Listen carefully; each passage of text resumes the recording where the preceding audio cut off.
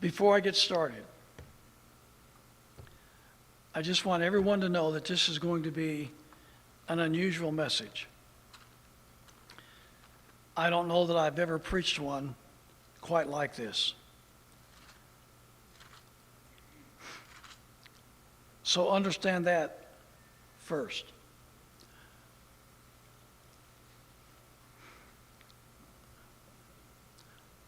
Understand, secondly, I am going to be using the bulk of the time that I have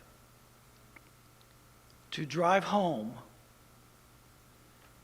a point. And when I say drive home, I mean I'm going to drive it home. You may be tempted halfway through this to turn your brain off. I hope the opposite will be your response.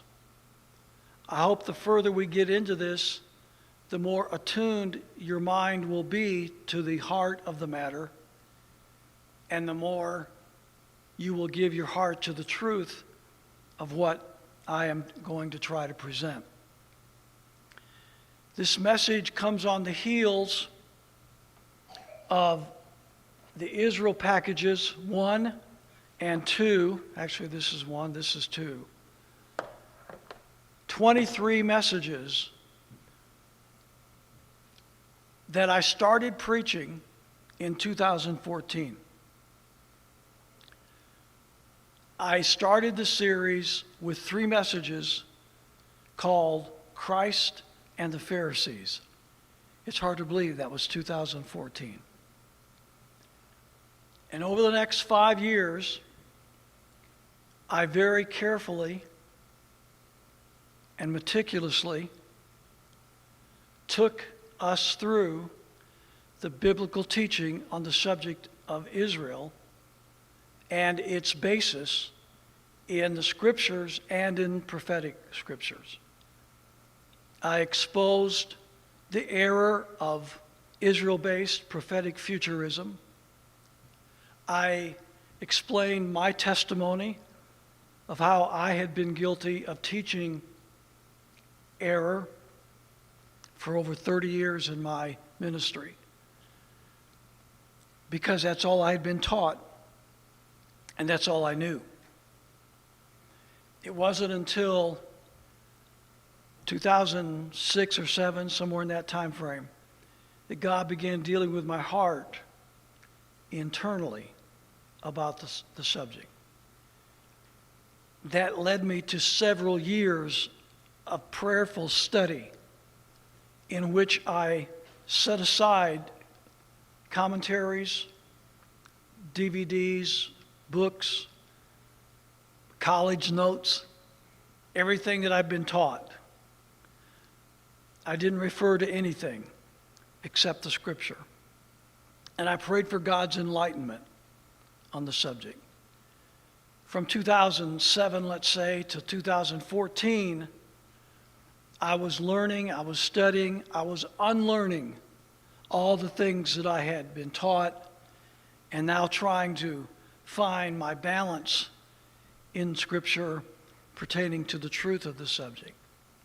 So in 2014, I was ready to start giving the basic preliminary messages. And then each message built on the other. We went through 15 messages in the first Israel package. And let me just give you the titles of those messages. For those of you that don't have Israel package set 1, here are the titles. First, Christ and the Pharisees, and there were 3 messages. The Pharisees hated Jesus. Jesus refused to submit to the authority of the Pharisees. The Pharisees are still with us. And then the church and Israel set of messages, 7 of them to be exact. The presentation and rejection of the king, a high priest forever after the order of Melchizedek. Jesus, the seed of David, the seed of Abraham. Christ's last words to Israel, not of works, Is he the God of the Jews only, a counterfeit temple, a counterfeit Israel? And then 5 individual messages followed that. Jewish Zionists, the spiritual descendants of the Pharisees. That one is kind of what I'm building off of in the message today. Jewish Zionists, the spiritual descendant of the Pharisees. The next message was Pharisees and Jews, the New Testament record. The next one, how Christian Zionism is dividing and deceiving the church. I will curse them that bless thee. And the last one in that package, the 7 fundamental aspects of the Savior's first advent, in which I discuss the prophecies of John the Baptist and Jesus surrounding the birth of Christ, dealing with the destruction of Jerusalem and Israel. And then we went into set 2, which is comprised of 8 DVD messages. The first one, the 3 great deceptions of church history. Secondly, Christian, your allegiance is to Christ, not for Israel. Third, the old covenant has been abolished, and we are under a new, better, and everlasting covenant. Judaizers are attacking your faith. Hold fast. Mount Zion, the heavenly Jerusalem. The Jews require a sign. The destruction of Jerusalem, which I feel is the most powerful message God has ever given me to deliver. We sell that message separately if people want it, individual DVDs. If you buy 3 or more of that message, you get them half price. And a lot of people are buying them in bulk to give to their friends and loved ones. If there's only one message that you could hear of mine, I would strongly suggest it's my message, the destruction of Jerusalem. And then the last message of that series, the Talmud, Chabadism, and Noahide laws. Those were the messages that took me 5 years to prepare and to deliver, and then to put on DVD and make available to people in the internet audience. I am grateful to God that there have been hundreds and hundreds and hundreds of people, probably thousands all told, who have purchased the Israel packages and the Israel messages, destruction of Jerusalem, etc.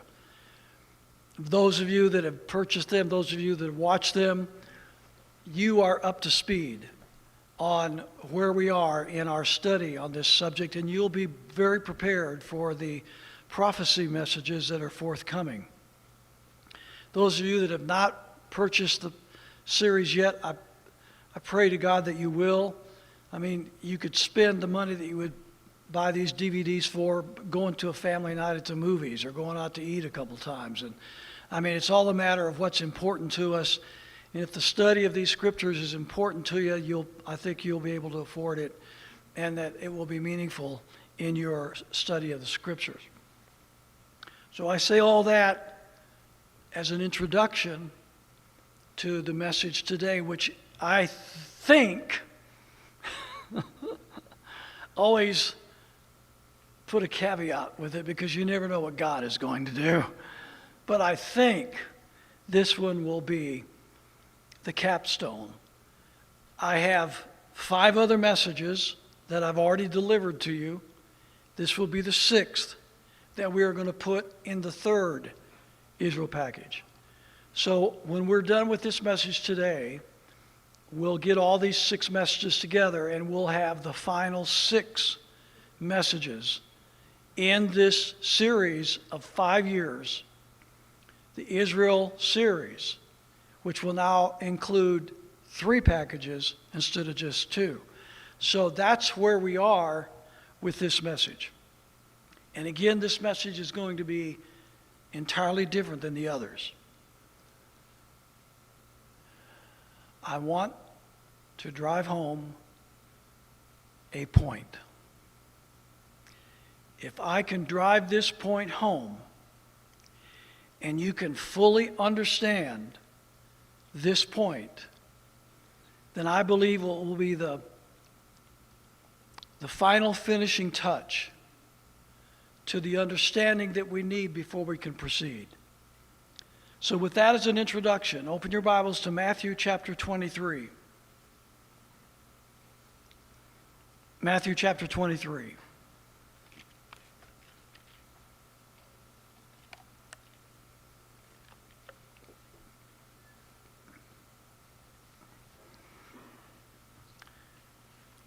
Let's begin reading in verse 13. This is Jesus' words to the Pharisees and the scribes of Israel. Read with me what Jesus said to them. But woe unto you, scribes and Pharisees, hypocrites! For ye shut up the kingdom of heaven against men. For ye neither go in yourselves to the kingdom of heaven, neither suffer ye them that are entering to go in. Woe unto you, scribes and Pharisees, hypocrites! For you devour widows' houses, and for a pretense make long prayer. Therefore ye shall receive the greater damnation. Woe unto you, scribes and Pharisees, hypocrites! For you compass sea and land to make one proselyte, and when he is made, ye make him twofold more the child of hell than yourselves. Woe unto ye, blind guides, which say, Whosoever shall swear by the temple, it is nothing, but whosoever shall swear by the gold of the temple, he is a debtor. And then in verses 17 through 22, he explains that statement in verse 16. So skip down to verse 23. Woe unto you, scribes and Pharisees, hypocrites! For ye pay tithe of mint and anise and cumin, and have omitted the weightier matters of the law, judgment, mercy, and faith. These ought ye to have done, given your tithes, and not to leave the other undone. Ye blind guides, which strain at a gnat and swallow a camel. Woe unto you, scribes and Pharisees, hypocrites! For you make clean the outside of the cup and of the platter, but within they are full of extortion and excess.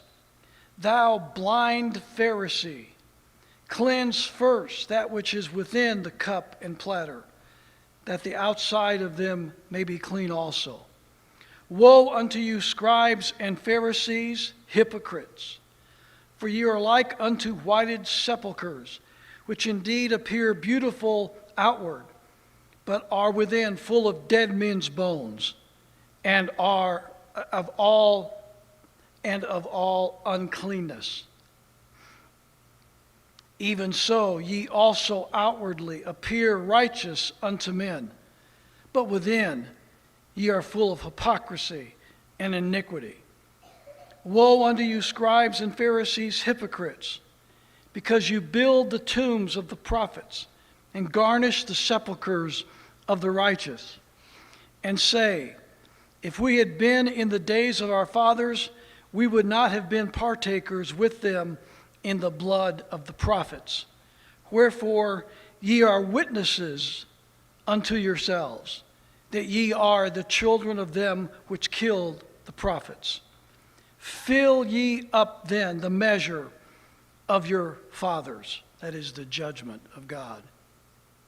Ye serpents, ye generation of vipers, how can ye escape the damnation of hell?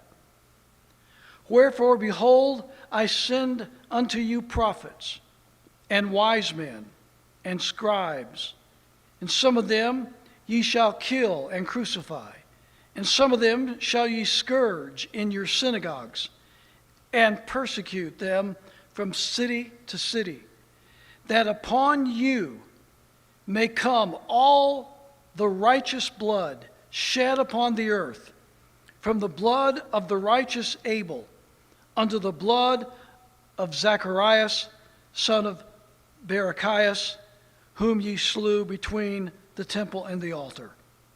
Verily I say unto you, all these things shall come upon this generation.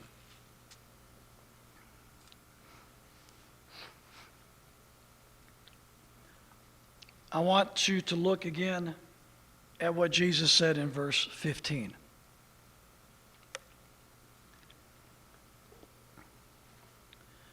Woe unto you, scribes and Pharisees, hypocrites! For you compass sea and land to make one proselyte, and when he is made, ye make him twofold more the child of hell than yourselves. Could it get any stronger than that? This is the Son of God speaking to the Pharisees, scribes, and leaders of Israel.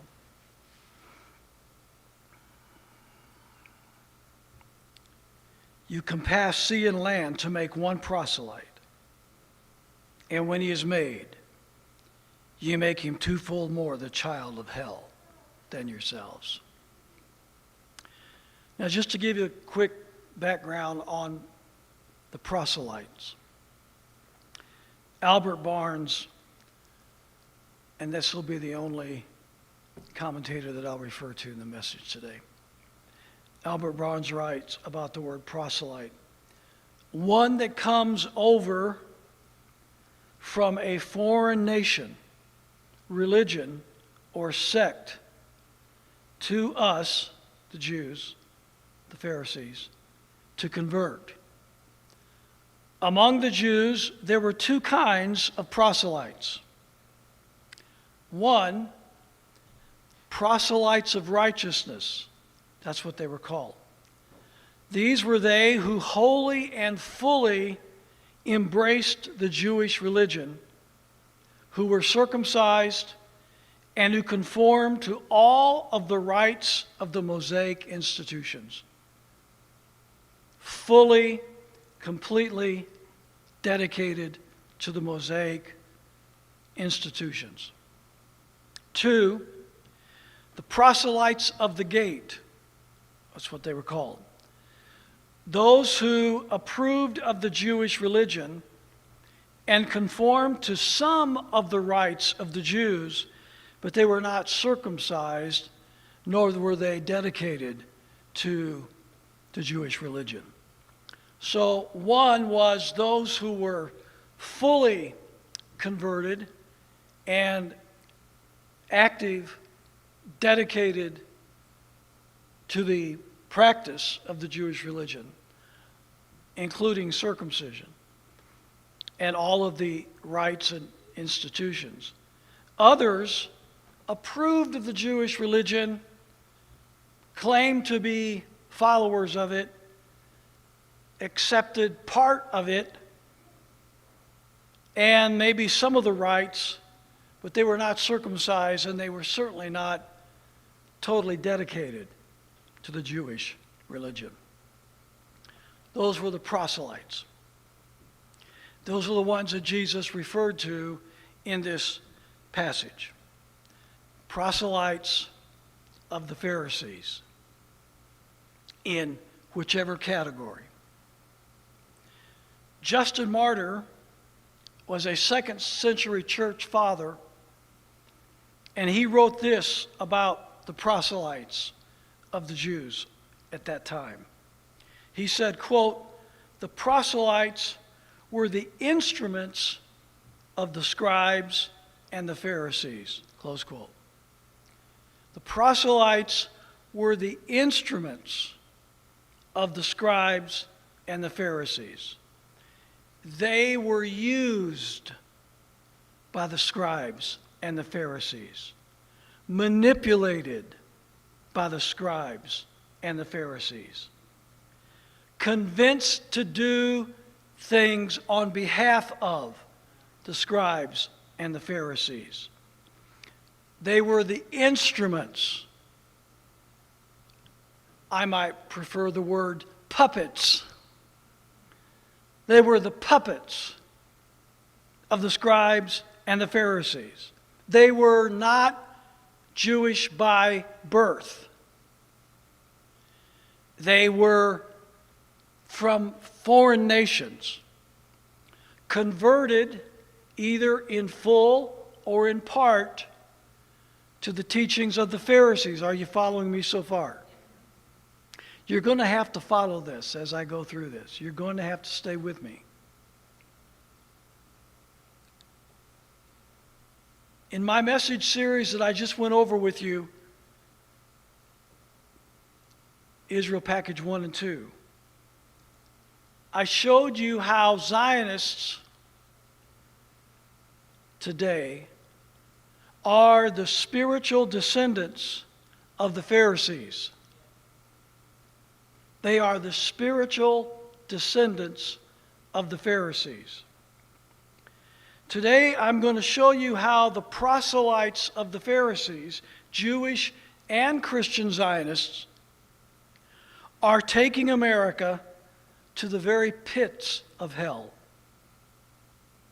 Jesus said, "Ye make him twofold more the child of hell than yourselves."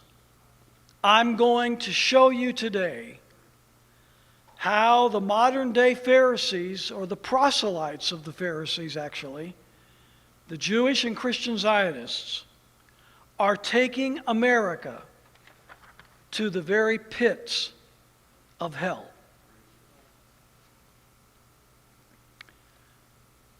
What follows is a sample of the influence and control that Zionism has over America.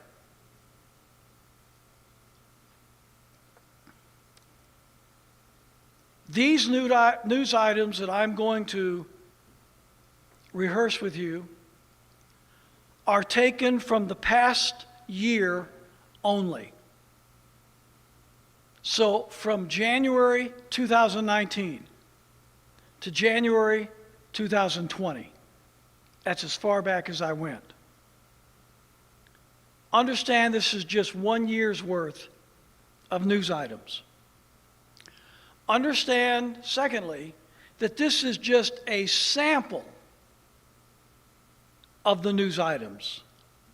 That I have not brought an exhaustive list. I've only brought a partial list. A sample. Time would not permit me to bring the entire list of all of the news items, and these are just the news items that I have found and saved. How many other news items have I completely missed, was not made aware of? Probably several times more than the ones that I did catch. So understand, we're talking about 1 year's worth of news items. We're talking about a sample, partial list of those items. And we're not even including the many, many, many items that I have doubtless missed for whatever reason. I'm going to go through these. I'm not going to comment on most of them. I will quote from a few of them. Again, what follows is a sample of the influence and control that Zionism has over America. January 7, 2019. U.S. Senate, and by the way, most of these are mainstream sources, foreign and domestic. One or two may have been not considered mainstream, but still very popular in readership, but most of them are mainstream in their orientation. So, and there were many other sources that come from, to me, much more honest, independent sources that I could have used, very pointed, very direct, but I didn't use those because what I'm trying to do is show you the influence of Zionism over America, so I'm using the mainstream sources which has the most influence over the people of our country. So you follow that logic? All right. January 7, 2019, U.S. Senate's first bill in the midst of the shutdown is a bipartisan defense of the Israeli government from boycotts. January 8, boycott Israel, will boycott you. How U.S. senators and state lawmakers put foreign power first. January 9, New England Patriots owner Robert Kraft wins Israel's prestigious Genesis Prize. January 12, House advances bill forcing Trump to fill anti-Semitism envoy role. Quote from that article, the U.S. House of Representatives overwhelmingly passed legislation on Friday to force U.S. President Donald Trump to permanently pick an anti-Semitism envoy. The measure, called the Special Envoy to Monitor and Combat Anti-Semitism Act, was approved by legislators on a 411-1 vote on the House floor. The only lawmaker to vote against the bill was Representative Justin Amash, a Republican from Michigan, now an independent. He was the only congressman in the U.S. Congress to vote against this bill. Did you even know that we had an anti-Semitism envoy in the United States? Yeah. February 1st, Jewish groups pay to send U.S. police to train for counterterrorism in Israel.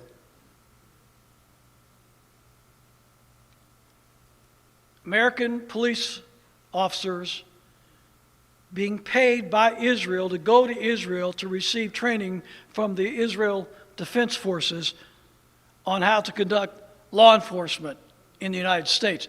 You wonder one of the reasons why we're having more and more problem with out-of-control policemen.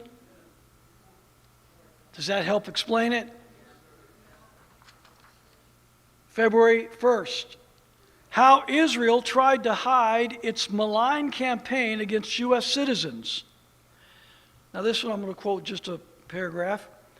An explosive undercover documentary produced by Al Jazeera's investigative unit exposes how U.S. lobby groups, including the Foundation for Defense of Democracies and the Israel on Campus Coalition, work closely with the Israeli government to spy on, smear, and sabotage American citizens who speak out for Palestinian rights. But the four-part film never aired after Israel lobby pressure on Qatar, which funds the news network. The documentary was censored. Close quote. February 6th, Senate approves anti-BDS bill. February 11, Trump to endorse Chabad movement in event attended by Jewish leaders. And a quote from this article, U.S. President Donald Trump will sign a proclamation Tuesday endorsing Education and Sharing Day, an annual event affiliated with the Chabad movement. The event commemorates the Hebrew calendar birthday of Rabbi Menachem Schneerson, who led Chabad throughout the second half of the 20th century. Trump will be the 5th consecutive president to sign a proclamation on this day, following his predecessors, Barack Obama, George W. Bush, Bill Clinton, George H.W. Bush, and Ronald Reagan.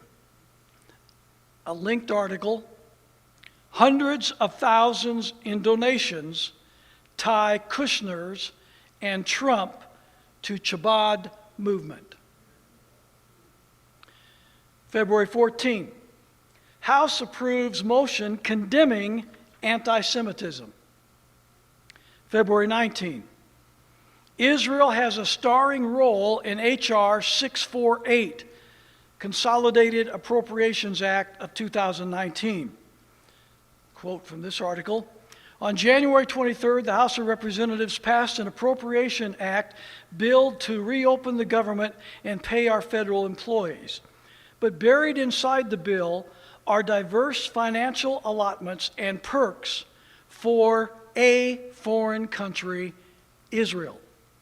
The legislation contains paragraphs and sections far removed from the shutdown, committing billions of dollars in payments to Israel without the robust debate that usually accompanies big-ticket spending. Close quote. Just sneak it through without discussion, both parties. February 15, Sanhedrin, yes, there is a Sanhedrin in Israel again. Sanhedrin invites Nikki Haley to be honorary president of Organization of 70 Nations. March 14, Israel no longer occupies Golan Heights, U.S. State Department indicates. In other words, they don't occupy it in the view of this government. They own it. March 13, our U.S. State Department issued a new definition of anti-Semitism. I went to the State Department website and copied this definition. This is March 13 of last year. Here is the official U.S. government definition of anti-Semitism. Making mendacious, dehumanizing, demonizing, or stereotypical allegations about Jews, such as, or the power of Jews as collective, such as, especially but not exclusively, the myth about a world Jewish conspiracy, or of Jews controlling the media, economy, government, or other societal institutions. It doesn't matter if they do or not. You just can't say that they do, or you're an anti-Semite. Denying the fact, scope, mechanisms, or intentionality of the genocide of the Jewish people at the hands of the National Socialist Germany and its supporters and accomplices during World War II, the Holocaust. Denying the scope. So maybe there is honest question over numbers, locations, exact mechanisms. If you question any of that, the government says you're an anti-Semite. Accusing Jews as a people or Israel as a state of inventing or exaggerating the Holocaust. Well, what if they did? What if they did exaggerate the Holocaust? You can't say that, or you're an anti-Semite. Accusing Jewish citizens of being more loyal to Israel or to the alleged priorities of Jews worldwide than to the interests of their own nations. How many Jewish citizens do we have in the government of the United States of America? Many, and I will talk about that more later in this message. Using the symbols and images, now you're going to love this one. using the symbols and images associated with classic anti-Semitism, e.g. claims of Jews killing Jesus, to characterize Israel or Israelis.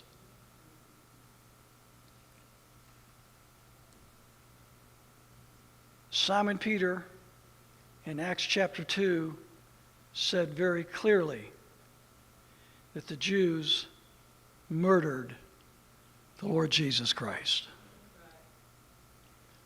So in the eyes of our government, this would be Mr. Trump's government. If you quote Simon Peter in the Word of God as saying the Jews murdered Jesus, you're an anti-Semite.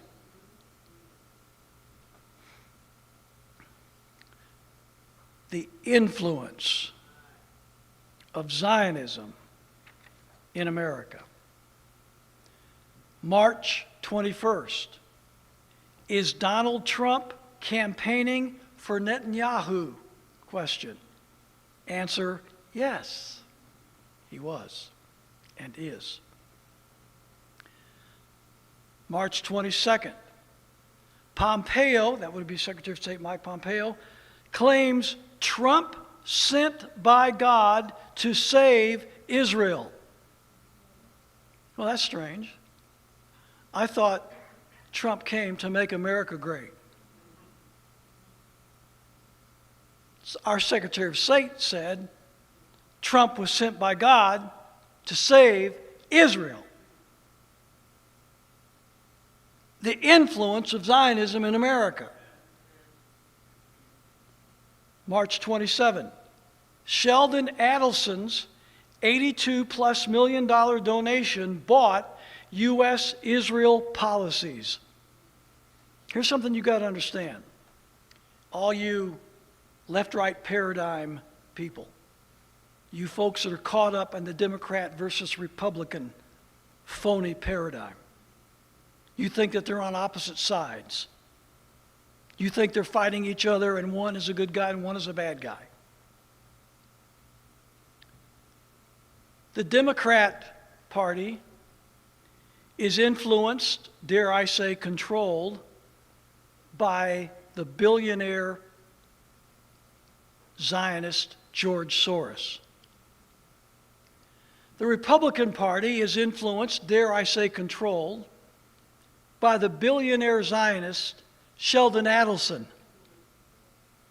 The Sheldon Adelson wing of the Zionist Party controls the Republicans, and the George Soros wing of the Zionist Party controls the Democrats, but both Republicans and Democrats are controlled by the Zionists. And all this fighting between the two is nothing but public theater to deceive the masses into thinking that they're voting for a difference when they vote for one or the other. When they're all voting for the Zionist Party. March 26. U.S. officials, that would be Vice President, Secretary of State, highest levels of government, U.S. officials vow support for Israel at AIPAC conference. April 8. Senator proposes U.S. enter defense pact with Israel. Guess which senator that was. Lindsey Graham. Exactly. Why in the world do we need a defense pact? We're already a proxy army for Israel. What do we need a defense pact for? This one comes from Canada, this story. There's something rotten in Virginia.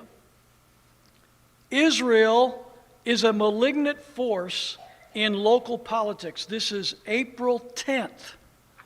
Now, Virginia should be on all of our radar.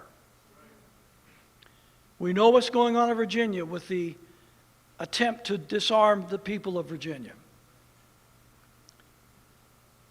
By the way, those 50,000 people that marched against gun control laws in Virginia last Monday are going to have to do more than march and talk.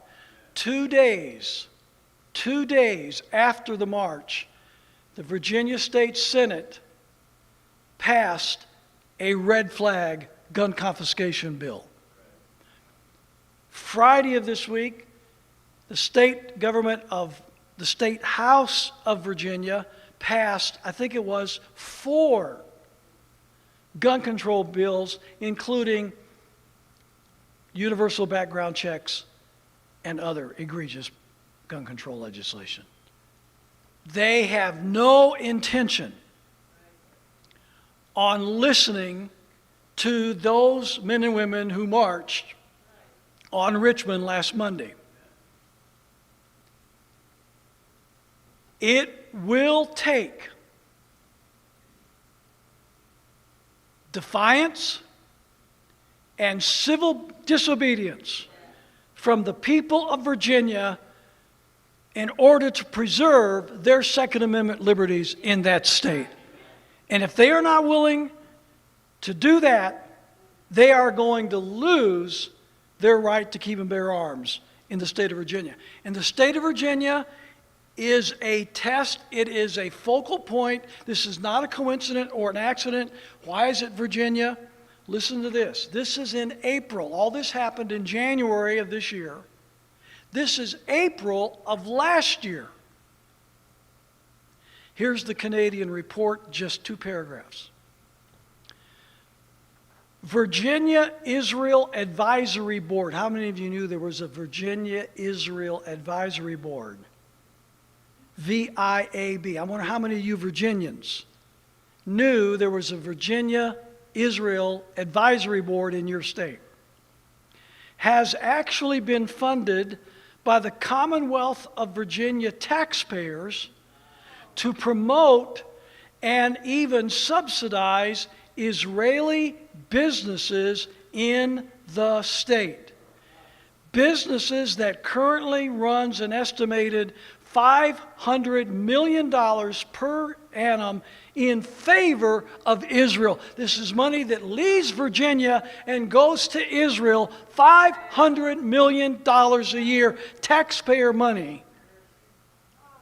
Grant Smith's Institute for Research, Middle Eastern Policy, has done considerable digging into the affairs of VIAB, which was ostensibly created to foster closer economic integration between the United States and Israel while supporting the Israeli government's policy agenda. That's their stated purpose. With a charter defining its role as, quote, advising the governor on ways to improve economic and cultural links between the Commonwealth of the State of Israel with a focus on the area of commerce and trade, art and education, and general government, close quote. Smith has observed that VIAB is a pilot for how Israel can quietly obtain U.S. taxpayer funding and official status for networked entities that advance Israel from within key state governments. VIAB was founded in 2001, but it grew significantly under Governor Terry McAuliffe's administration, 2014 to 2018. McAuliffe, regarded by many as the Clintons' bagman, received what were regarded as generous out-of-state campaign contributors from actively pro-Israeli billionaires Haim Saban and J.B. Pritzker, who were both affiliated with the Democrat Party. McAuliffe met regularly in off-the-record, no-press-allowed sessions with Israel advocacy groups and spoke about the Virginia Advisory Board and its successes. The Virginia Coalition for Human Rights reports that VIAB is the only Israel business promotion entity in the United States embedded within a state government and entirely funded by the state's taxpayers. You want to know what's going on in Virginia?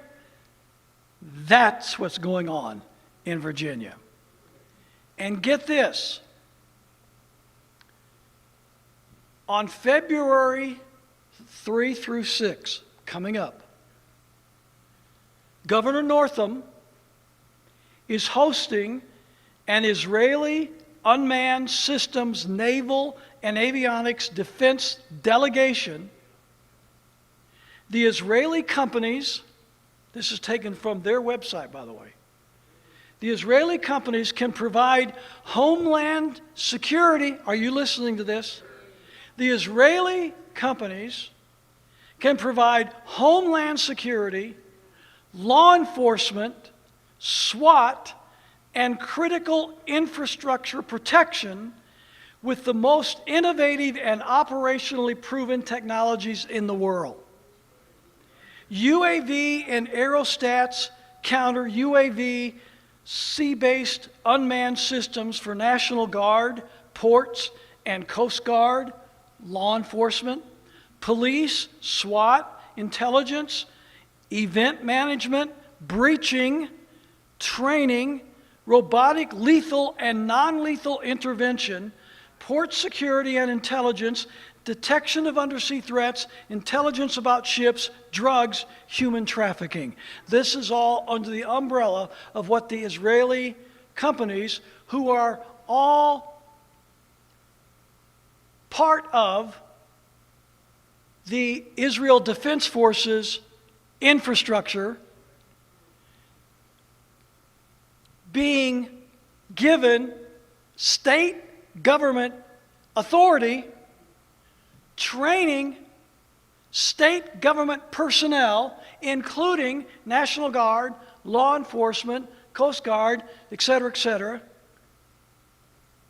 It's just a coincidence, right, that all of this is happening while at the same time Governor Northam is trying to disarm the citizens of the state of Virginia. That's just a coincidence.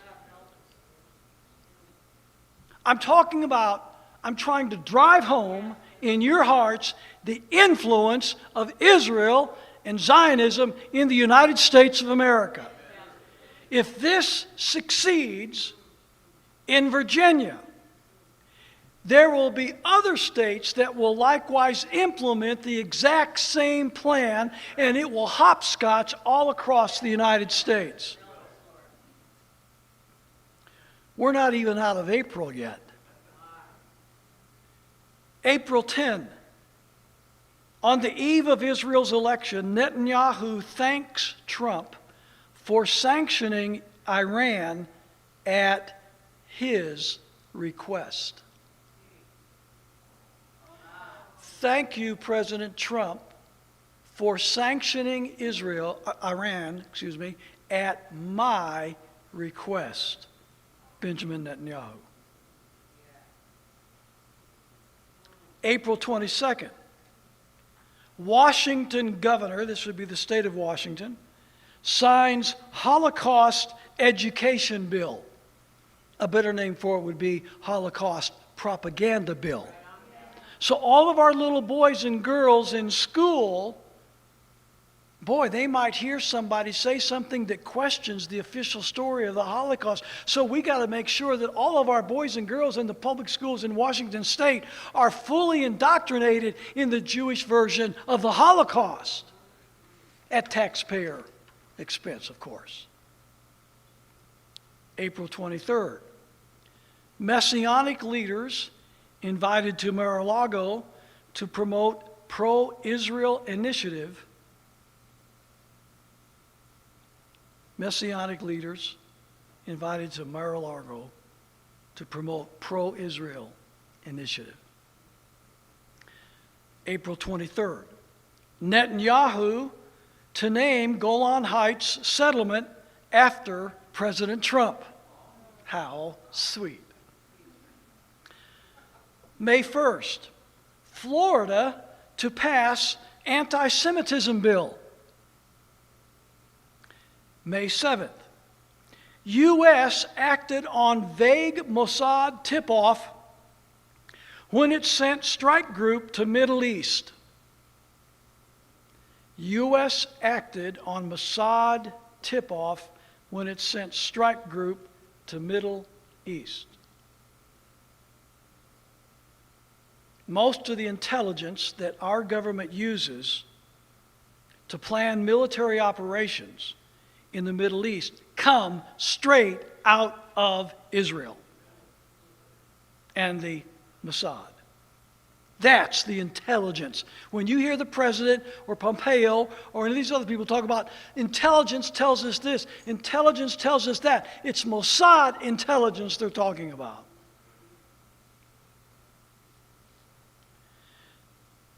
May 8th, David Jeremiah, America's future depends on our relationship with Israel. May 23rd, what Jewish law really says about abortion. And I'm just going to quote the last paragraph. The Jewish community cannot justify staying on the sidelines of this national American issue. We need to take the side of allowing for safe, legal, available abortions. Jewish law does not align with the Christian right on this issue, and neither should Orthodox Jews. Close quote. Israel and the Jews of this country are among the most rabid proponents of abortion on demand in the world. In the state of Israel, women are given state-sponsored, state-paid-for abortions up until the moment of birth. There is no time frame during pregnancy at which abortion is denied.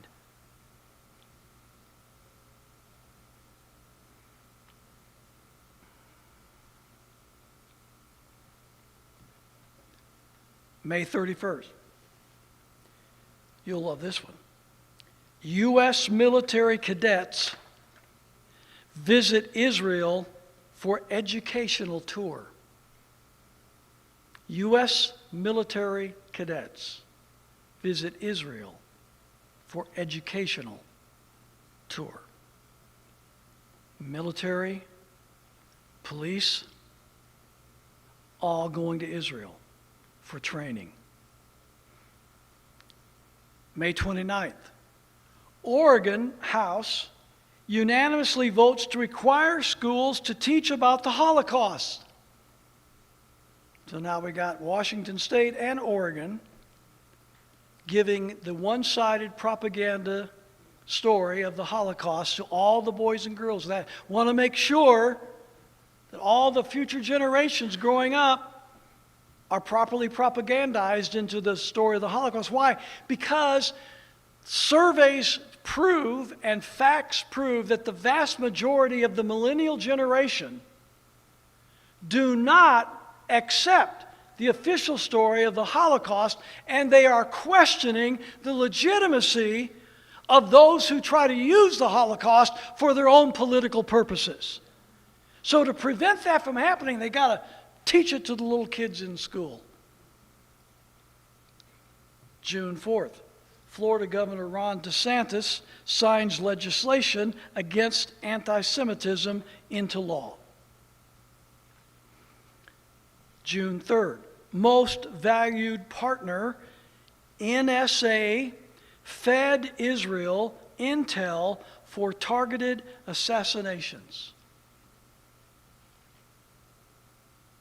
So when we want to assassinate people, we feed the intel to Israel, and Mossad takes care of our assassinations for us. Just as Israel fed us the intel when we wanted to assassinate General Soleimani. June 7. In Florida, it is now highly illegal to say Jews control Hollywood. It's against the law in Florida to say Jews control Hollywood. They do.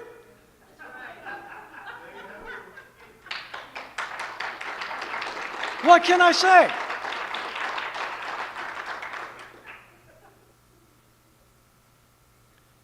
June 12th, U.S. senators meet with Jewish leaders in semi-secret annual event. June 12th, Hollywood stars, executives sign petition in support of Israel. Duh! You're kidding. June 20, Department of Education, this would be the Federal Department of Education, to probe North Carolina Conference on Gaza for anti-Israel bias. Oh. And that's what they did. They came into Duke University and they came into North Carolina University, Department of Education at the federal level, and jumped down the throats of the professors and teachers of those two universities, saying that if you are not 100% pro-Israel, if you show any pro-Palestinian bias, we are going to remove your federal funding from your university. And that's what prompted President Trump's executive order stating that any university that says anything pro-Palestinian or anti-Israel will lose federal funding from that university. I am driving home the point of how Israel and Zionism influences America. Are you getting the message?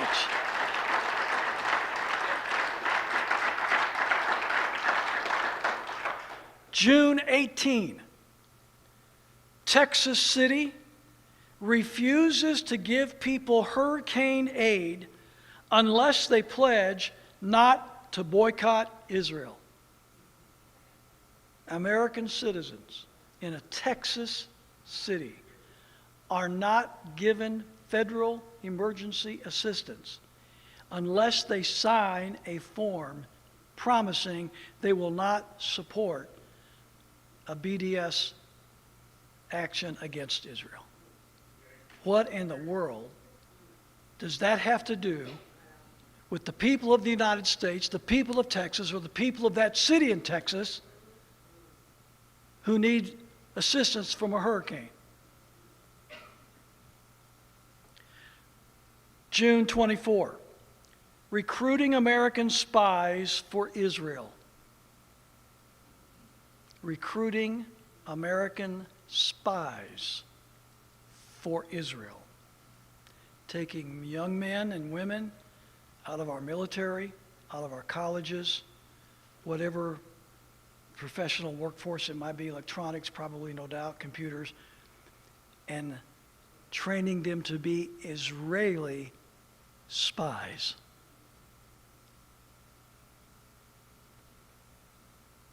How many of those American-born young men and young women who are trained to be Israeli spies wind up spying on us?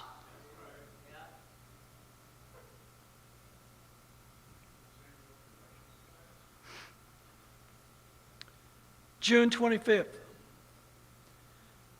This is a foreign news report. Donald Trump, good for Israel. July 12th. Senators introduce bipartisan bill to fund Holocaust education in schools nationwide. July 29. Jews outraged by restrictive abortion laws are invoking the Hebrew Bible in the debate. Again, rabid pro-abortionists.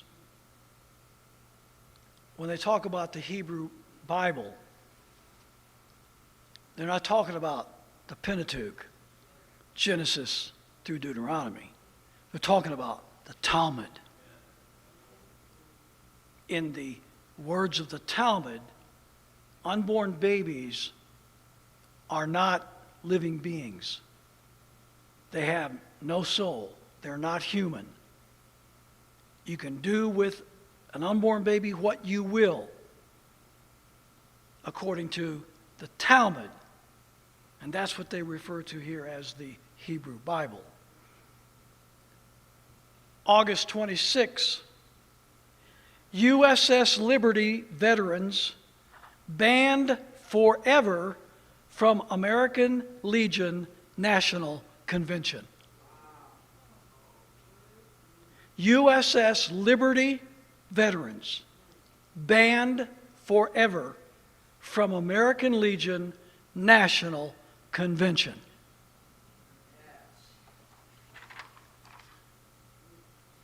I'm talking about the influence of Israel and Zionism in the United States. September 3rd, Israel partisan Peter Berkowitz named head of State Department Policy Planning. September 5th, Kentucky becomes 26th U.S. state to pass anti-BDS law. September 11, U.S. police delegation visits Israel ahead of 9/11 anniversary. U.S. police delegation visits Israel for training. Remember, the Israel Defense Forces have no constitution, they have no Bill of Rights. They rule the nation by martial law, military force. They are the ones training our police on how to conduct law enforcement in the United States. You wonder why so many of these policemen seem to have so little regard and respect for the Constitution and the Bill of Rights.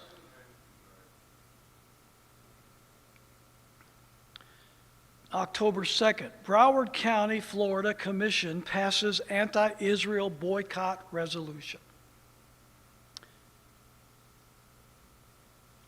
November 11, former UN Ambassador Nikki Haley accepts prestigious Theodore Herzl Award.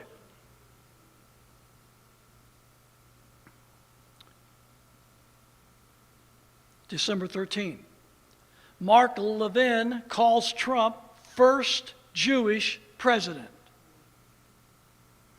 December 11, Trump to sign order penalizing colleges over perceived anti-Semitism on campus. Talked about briefly just a moment ago. December 27, Netanyahu, victorious, vows U.S. recognition of Israeli settlement annexation.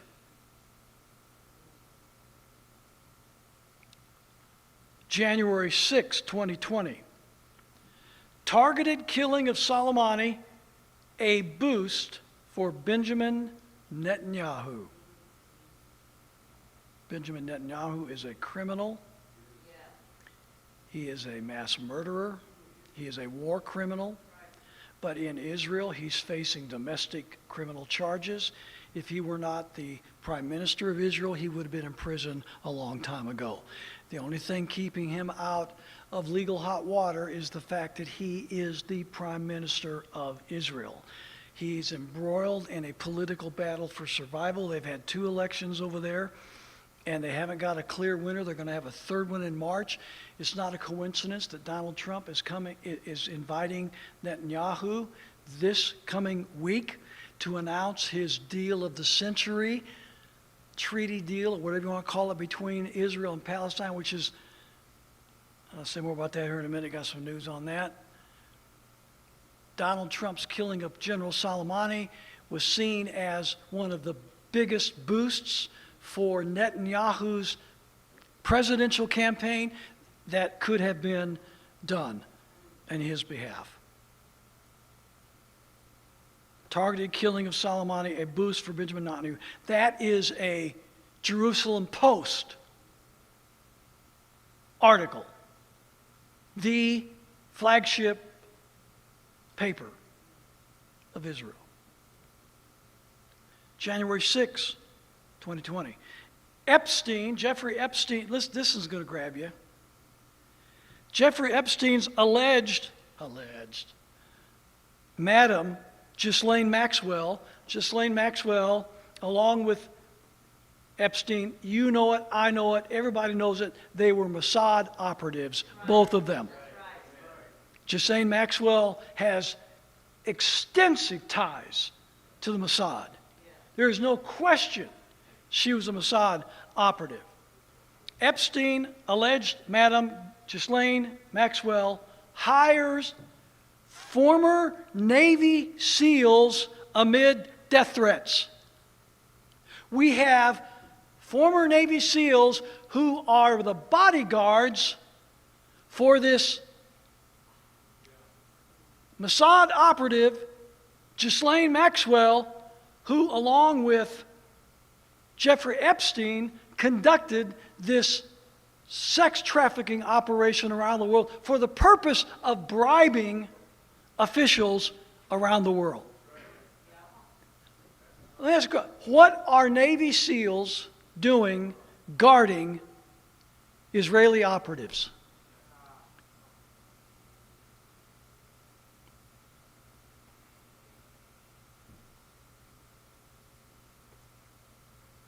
January 9, Ivanka Trump receives Friend of Israel Award. Boy, that comes as a surprise, doesn't it? January 13, Trump's pre-election gift to Netanyahu, execution of General Soleimani. That was the gift. January 15, South Dakota governor signs executive order prohibiting Israel boycotts. January 15, Israel intel helped U.S. carry out strike that killed Iran's Soleimani. No kidding. Netanyahu wanted Soleimani dead to boost his political ratings. He fed the intelligence to Trump, who carried out the assassination for the benefit of Benjamin Netanyahu's political career. That's the real story. January 20. Israeli unmanned systems, naval and avionics defense delegation visiting Virginia. Read the report back in April. Here we are in January. Israeli unmanned systems, naval and avionics defense delegation visiting Virginia. Two more of these. January 21. Governor Abbott, Texas governor, quote, anybody who is an enemy of Israel is an enemy of Texas. Close quote. You know what I say to that? Anybody who is a friend of Israel is an enemy of unborn babies.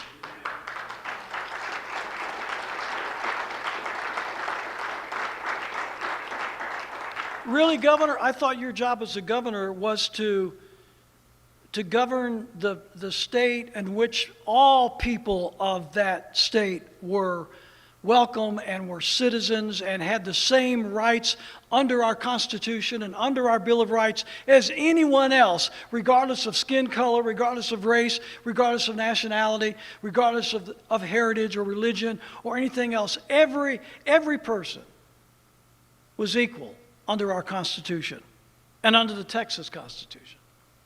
Anybody who's an enemy of Israel, really? Is an enemy of Texas? Oh, by the way, he was in Israel when he said that, receiving the Friend of Israel Award. He was sucking up to his benefactors who shell out millions of dollars for people like him. Do you notice that it doesn't matter whether you're Republican or Democrat? The net result is the same.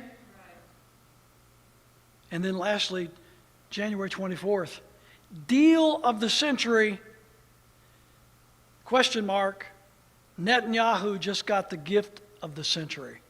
Talking about the peace, so-called peace plan that Trump is going to unveil this week, about which is which is going to be nothing but a total blessing to Israel and a curse to the Palestinian people. But it's going to, again, boost Netanyahu's ratings in Israel. What criminal investigations? What criminal activity? What political problems? Netanyahu is getting everything from America. Again, this is a political strategy to keep the globalist, murderous, Zionist Benjamin Netanyahu in office. That's just a sample. Note the prominence and dominance of Israeli news and the positive spin for its agenda. Notice Israel's influence over almost every aspect of American politics and society. Did you get that? Did you get that? Hollywood, Congress, churches, White House, states, schools, universities, everything influenced directly by Israel. Now, since I'm on this subject, let me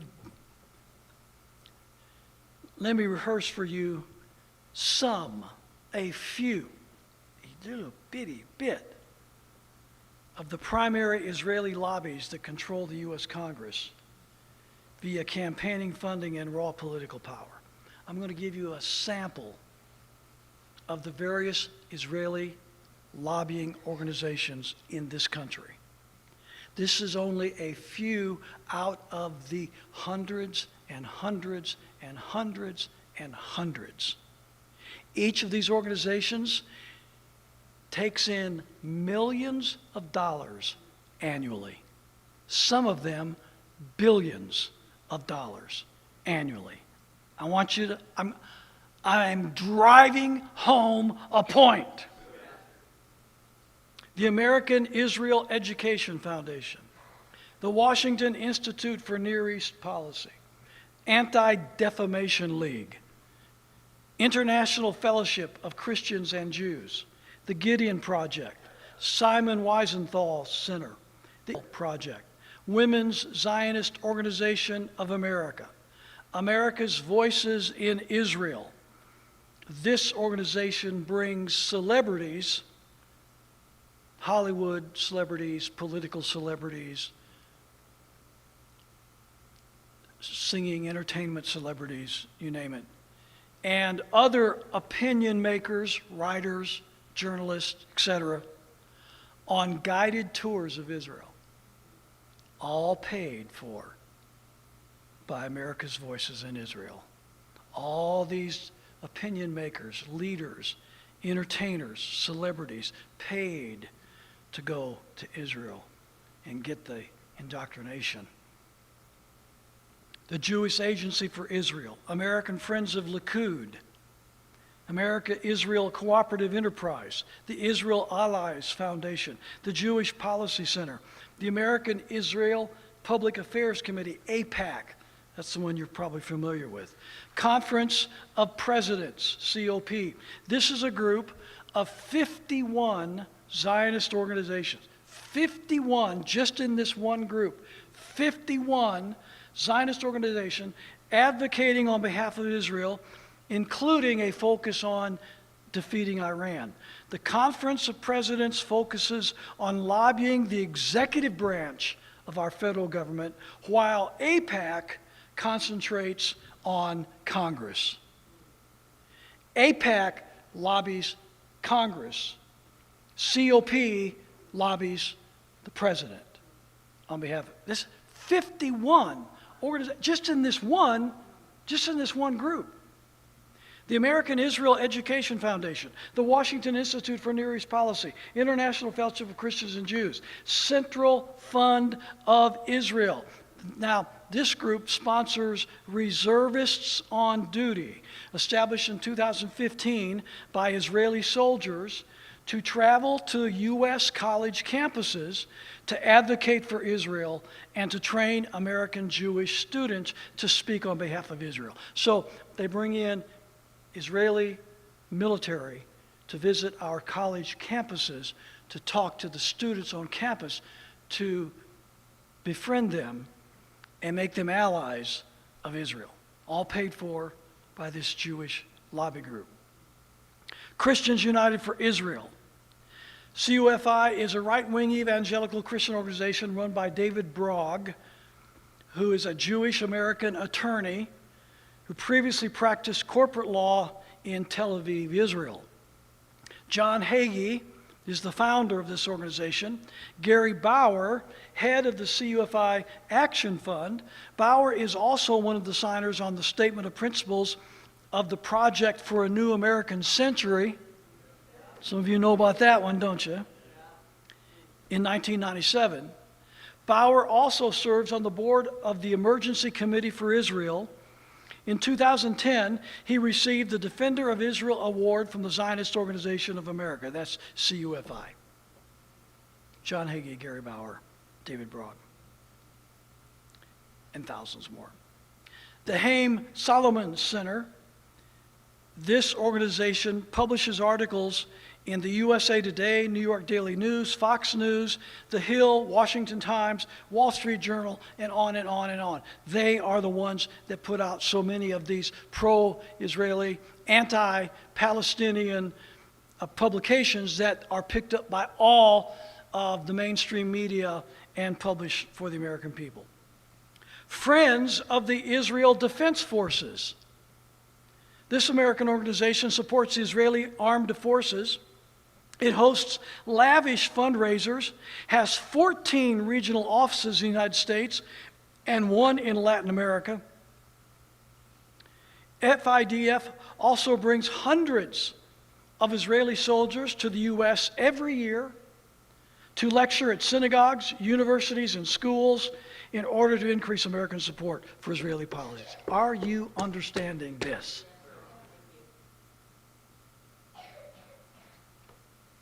The Jewish Agency for Israel, Young Judea, the oldest Zionist youth movement in the United States. It brings young people to Israel and also has numerous summer camps in the U.S. that serve to instill a lifelong love of Israel. American-Israeli Cooperative Enterprise, all simply called the Jewish Virtual Library. This nonprofit organization was established in 1993. By the way, most of these organizations are nonprofit. Most of them are tax exempt. Its principal publication, Myths and Facts, A Guide to the Arab-Israeli Conflict. It produces materials to oppose the BDS campaign and publishing the StopBDS.com website. The organization also funds professors on U.S. campuses. Do you realize that many college professors in America are being paid by Israeli lobbyists or the Israeli government itself? They are the professors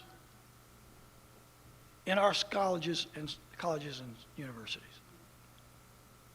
Many.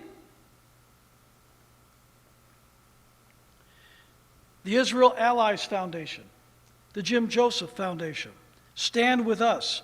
This organization has erected numerous pro-Israel, anti-Palestinian billboards around the United States. If you go to these major metropolitan areas, you'll see these billboards all over the place.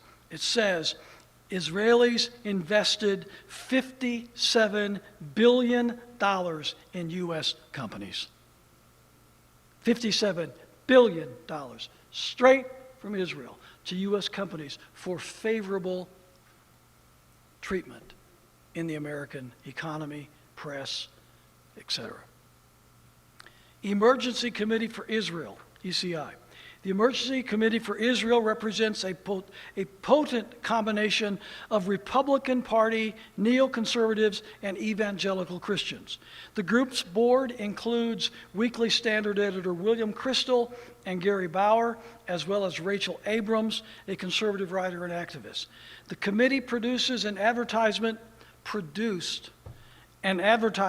against Ron Paul that ran in South Carolina because of Paul's opposition to U.S. aid for Israel and other countries.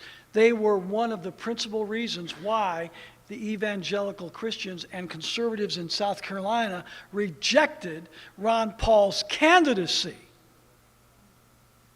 Emergency Committee for Israel.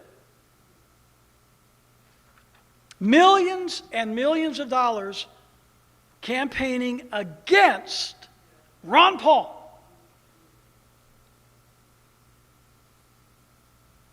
Leona M. and Harry B. Helmsley Charitable Trust. Aaron and Marie Blackman Foundation Incorporated. Jewish Council for Public Affairs. Jewish National Fund. The Jewish National Fund is an international organization founded at Basel, Switzerland by Theodore Herzl in 1901. The fund was originally created for the purpose of purchasing land in Palestine for a future Jewish state. Today, the main focus of the JNF is land reclamation and forestry.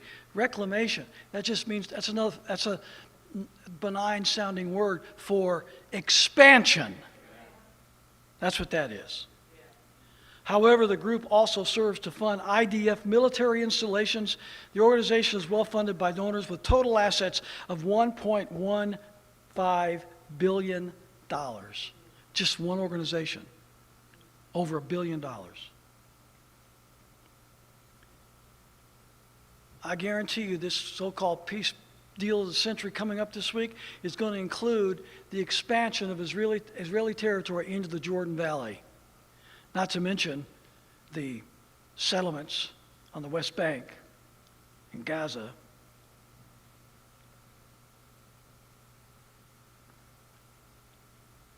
Zionist Organization of America, American Jewish Committee, World Jewish Congress, JINSA, that's the Jewish Institute for National Security of America.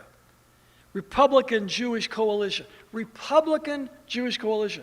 The Republican Jewish Coalition is a Jewish lobbying group whose mission statement includes the embrace of pro-Israel foreign policy. The RJC maintains close links to the Likud party in Israel. This is the Republican wing of the Jewish lobby groups in Washington. They are a Republican group. They support Republicans.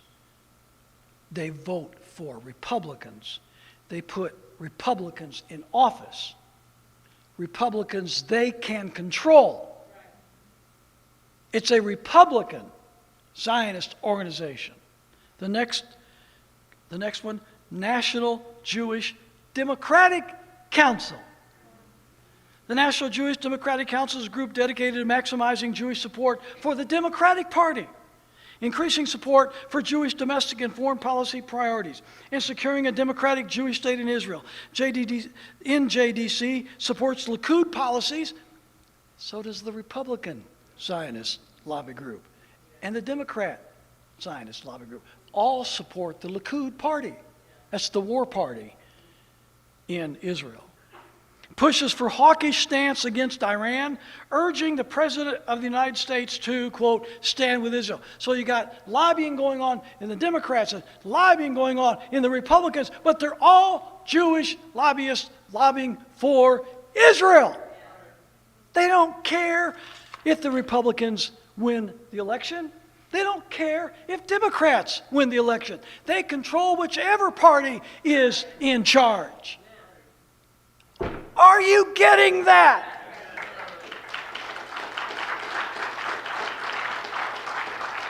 All this stuff about left-right politics, Republican, Democrat, liberal, conservative is a bunch of phony baloney.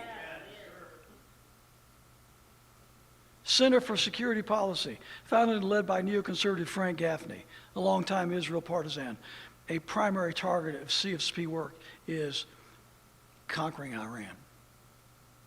the Middle East Media Research Institute. This is a shadowy organization. We don't know a whole lot about it. They don't disclose the names of their members, their staff. They don't even disclose their office locations. All we know about this group is that one of the organization's founders worked as an Israeli military intelligence officer. Israel-America Chamber of Commerce. Yeah, did you know we had one of those? Israel-America Chamber of Commerce. And I have just scratched the surface. Hundreds and hundreds and hundreds of these organizations. Billions and billions of dollars. Lobbying our Congress, our White House,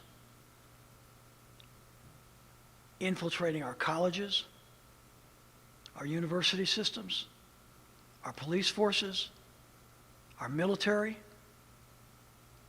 National Guard, churches. I am trying to drive home the fact that Israel and Zionism's influence on America is huge.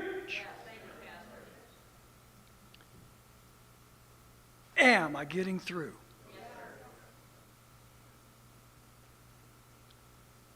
In addition, and I had them all, I had the names, but I knew this was going to be too long if I brought the names with me. So I didn't. I found in my research over 100 members of the U.S. government who are known to be dual U.S. Israeli citizens. Over 100. Both parties who are dual U.S. Israeli citizens. Our government in Washington is awash in foreign citizens, and they're all Israeli. For the sake of objectivity and research, I tried to find any member of government that was a foreign citizen, or I should say a citizen of a foreign nation, of any other country besides Israel. And I couldn't find one.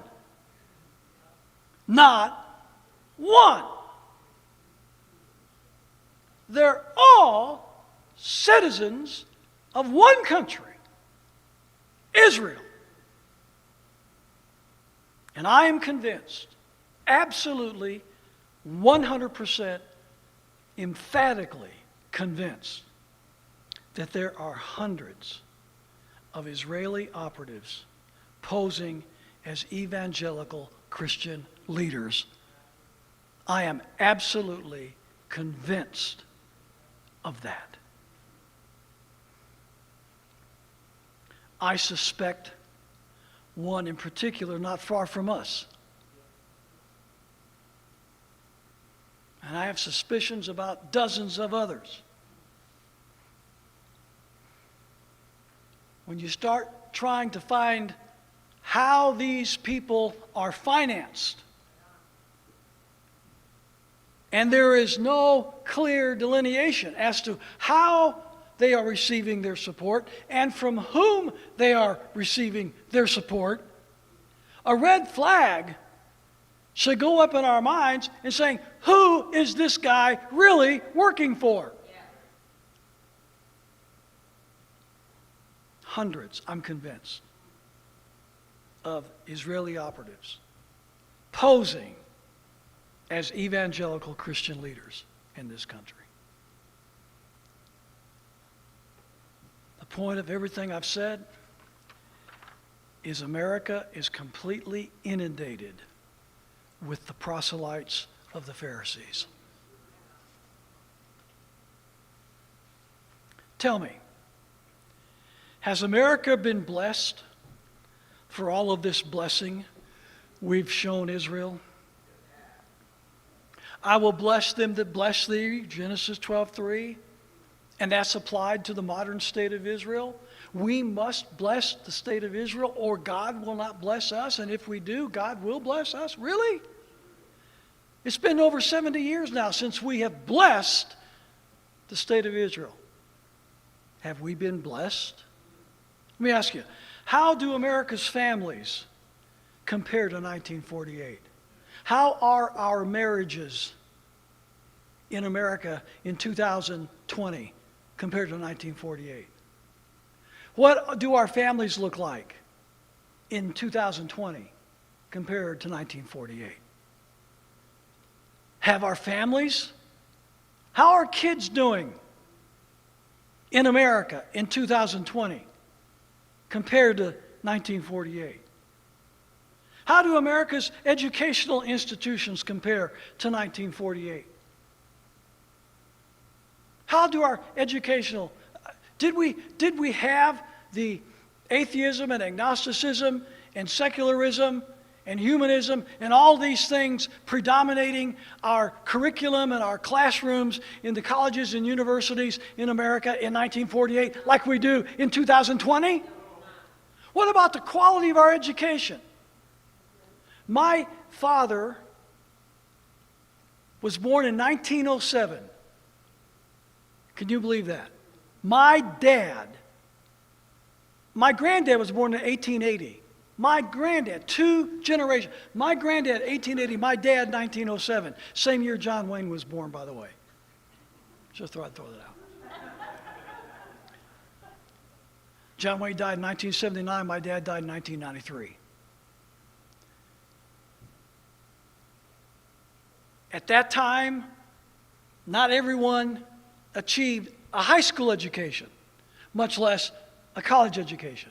My dad's formal education stopped at the 8th grade. He did not have a formal education beyond the 8th grade. But I would tell you, knowing him and the kind of intelligence and education that he had, and going through more than one college myself, and being around college people most of my life, I can tell you that my dad's 8th grade education in the early 20th century equaled approximately the education of a junior college in today's educational circles.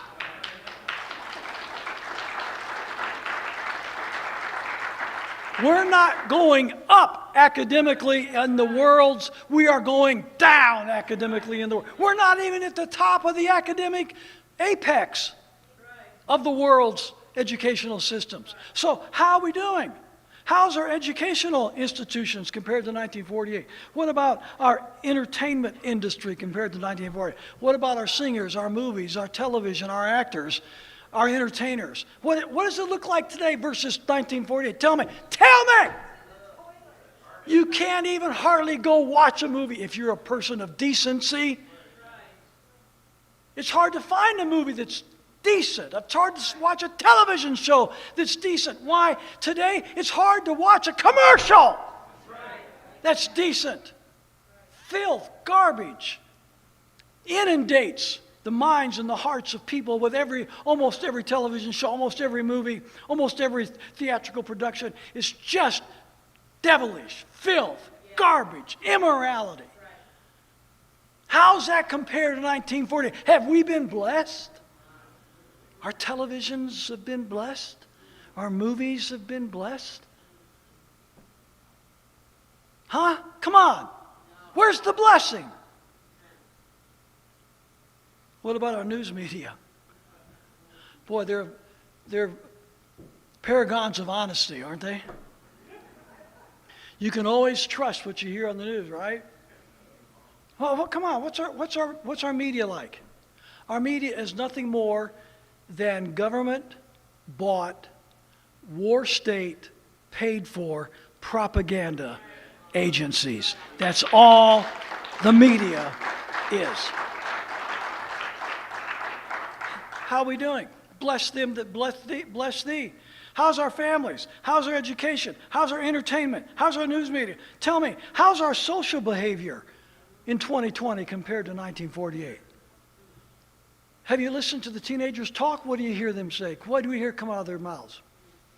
What do you hear coming out of Christians mouths. Vulgarity, profanity, blasphemy, indecency. What do you hear in the social network? It's garbage. It's filth. I hear little kids using God's name in vain. I hear little kids using four-letter words that if I'd have ever used one time and my dad would have found out about it, it would have been the last time I ever used that word, and thankfully I didn't use the word to begin with. There was no such thing as due process in my dad's house when it came to stuff like that. It was a pure dictatorship. If I ever sassed my mother, if I ever was disrespectful to my mother, if I ever used that kind of filthy language, I would have lived to regret it. I promise you. Our society as a whole is living in the toilet. It's living in the toilet. I'm so sick and tired of hearing professing Christians use God's name in vain and use filthy, vulgar language out in public and little kids and teenagers. Oh yeah. Our society's really been blessed, hasn't it? 70 years of blessing Israel. We've got the blessing of God on our society. How about America's economy? Oh, I got you there, Pastor Chuck. America's got the greatest economy now. Trump has given America the greatest economy ever in the world. Oh, really? Then how come there's so many people that are working 2 or 3 jobs just to make a living? Then tell me, why does the Federal Reserve have to pour trillions and trillions of dollars into the markets just to keep them above water if the market is so good, if the economy is so good? Why do they need the Fed's injection of trillions of dollars to keep it afloat? That doesn't sound great to me. Give you something else to chew on. According to the Bureau of Labor Statistics Consumer Price Index, today's prices in 2020 are 966.28% higher than the average prices since 1950. That's almost 1,000% higher than 1950. The U.S. dollar experienced an average inflation rate of 3.44% per year during this period, meaning the real value of a dollar decreased.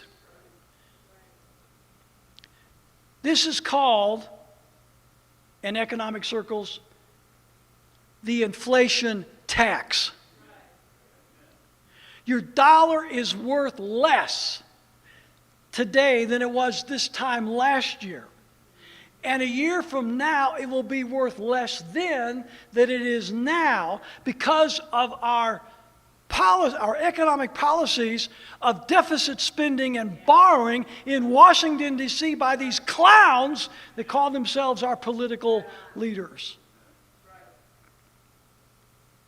In other words, $1 in 1950 is equivalent in purchasing power to about $10.66 in 2020. What you could buy for $1 in 1950 now costs you $10. So you have 1/10 of the purchasing power today that you had in 1950. Oh, we have been blessed for blessing Israel. The economy so good.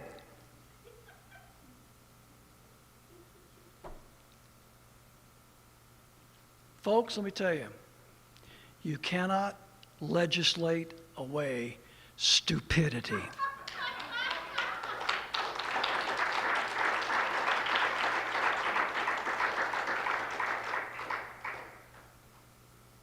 How does America's spiritual life compare to 1950?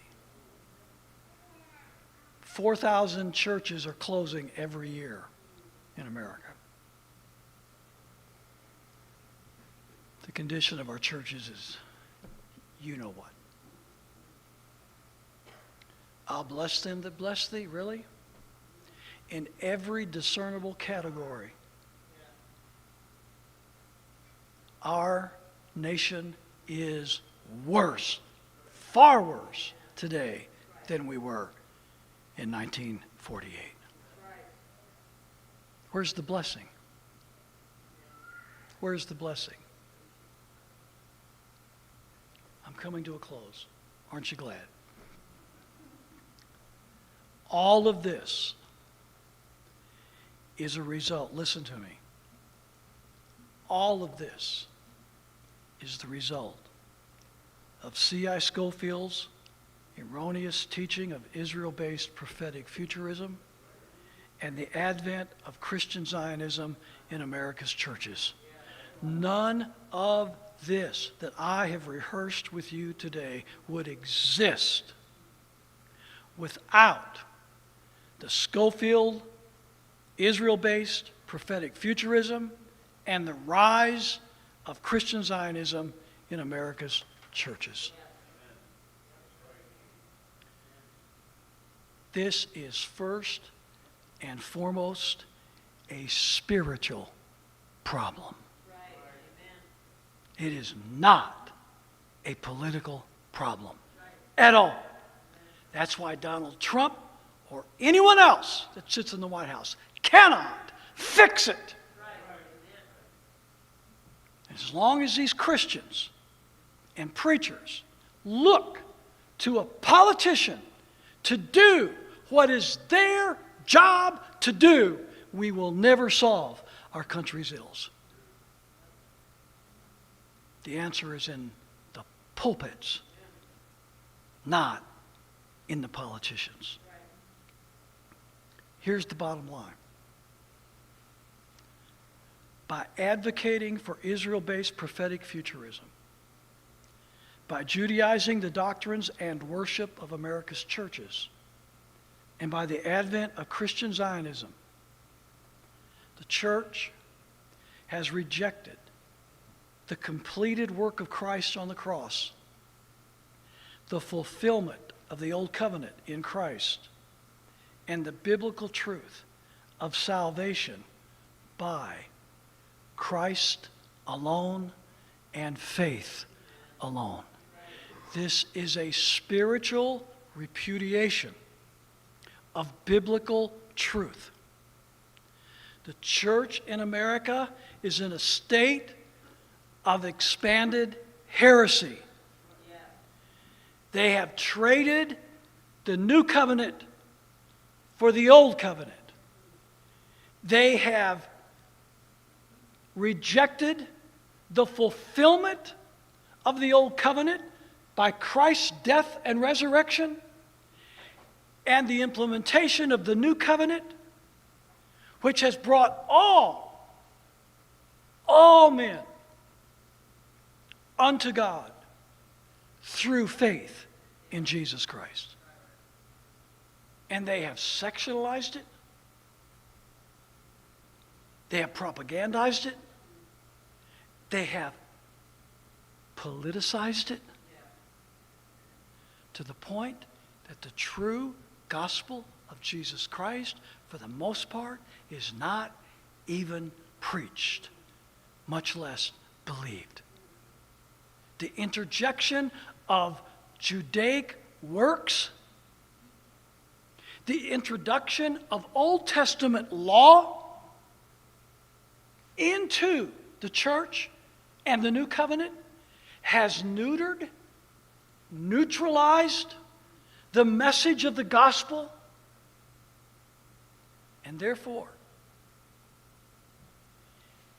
Ichabod is written across the churches of America. And the result of this invasion upon our country by an alien, foreign power is exactly the kind of judgment that God brought upon his children, the Old Testament children of Israel, when they turned their backs on the truth of God.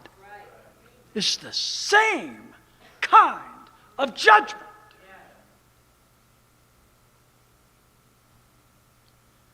What did Jesus say? Woe unto you, scribes and Pharisees, hypocrites! For you compass sea and land to make one proselyte. And when he is made, ye make him the twofold more the child of hell than yourselves.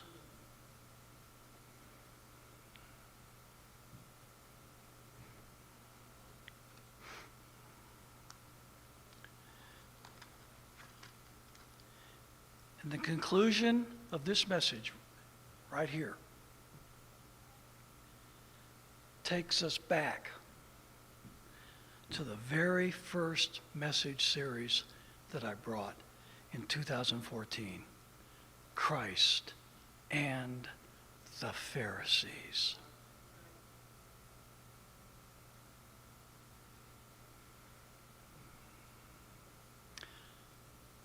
Let's stand for prayer.